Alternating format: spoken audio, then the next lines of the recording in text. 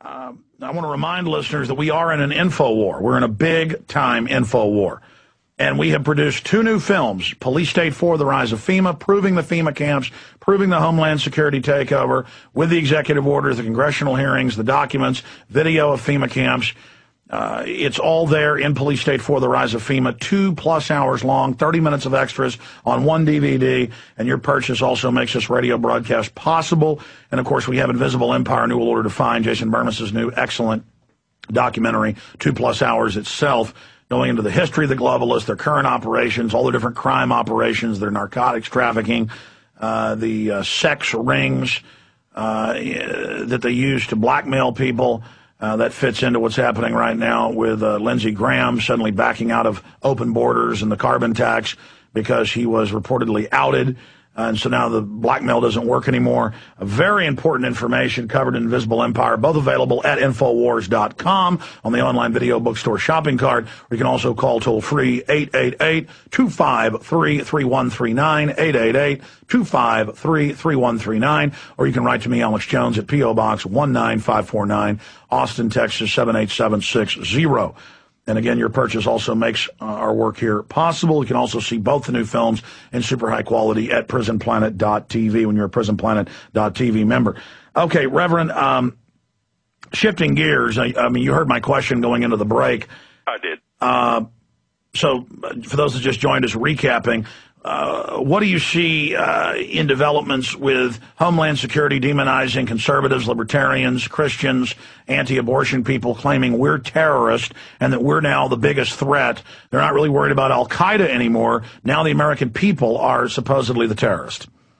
Well, I think that one of the things that we're concerned about here with the trials here in Harlem is that there would be possibly the opportunity for either Homeland Security, FEMA, or the CIA to incite riotous responses to the trial, to get the community stirred up, to oppose it, and destroy it on that wise. I don't think that is going to happen. A number of people have spoken to me and stated that this is going to invoke the anger and the animus of black people like you won't believe, and you're holding it in Harlem.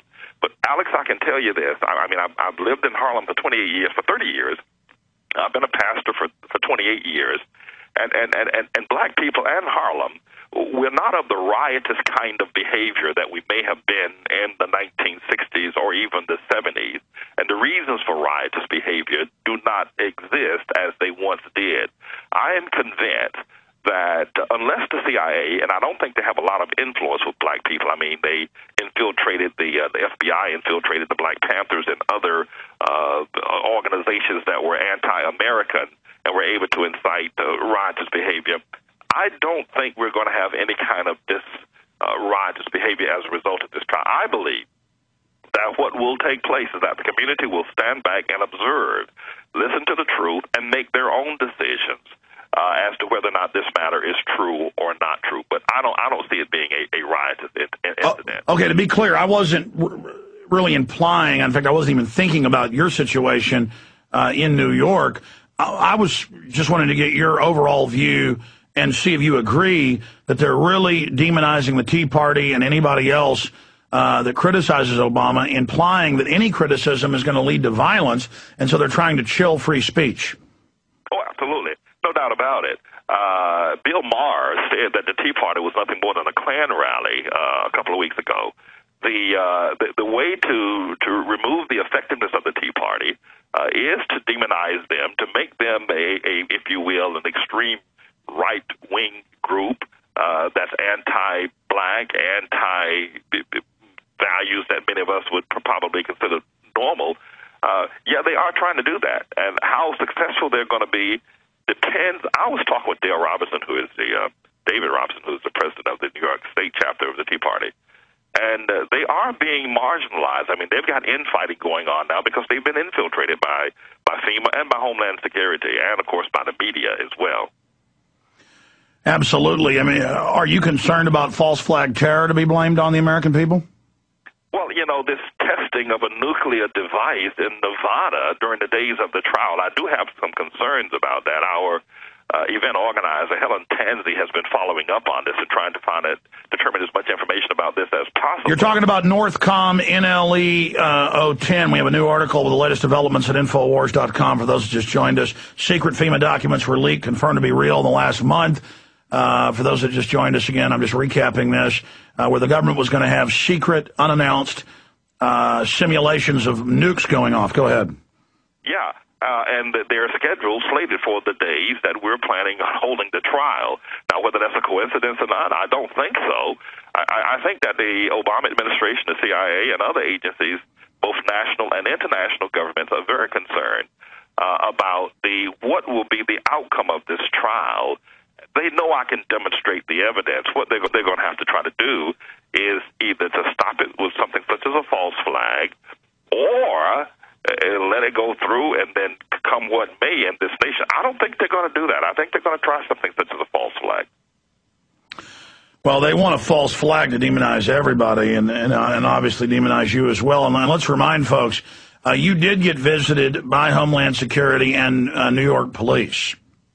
They've become more sophisticated. Yeah, I did, but they've become more sophisticated now. They're visiting our church as potential worshipers, members, that kind of a thing now.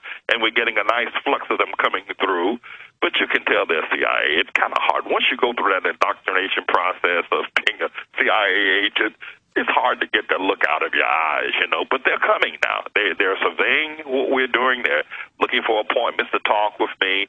They have not stopped in their attempts to either discredit me or to find some way to weaken me or to out me, which they've not been able to do.